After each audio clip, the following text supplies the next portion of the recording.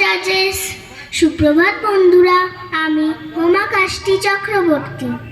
আমি DAV model school Shankarpur class 2 এর ছাত্রী।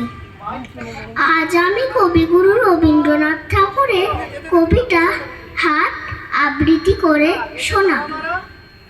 কুমোর পাড়ার গরুর গাড়ি বোঝাই করা কলসি হয়, গাড়ি চালায় বংশীবদন, সঙ্গে যে যায় ভাগ্নের মতো।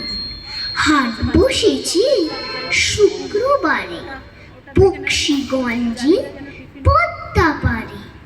জিনিসপত্র জুটিয়ে এনে গ্রামের মানুষ বেচে।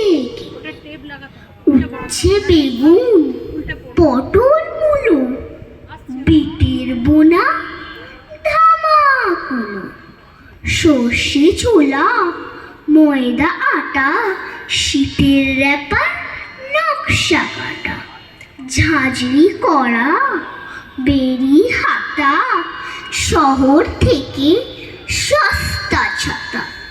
কলসি ভরা এখুরে, মাছি যত বেড়ায় ওরে।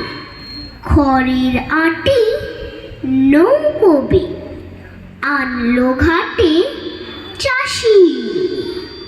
অন্ধকানাই পথের পরে গান শুনিয়ে ভিক্ষে করে। পাড়ার ছেলে স্নানের ঘাটে জল ছিটিয়ে সাঁতার কাটে।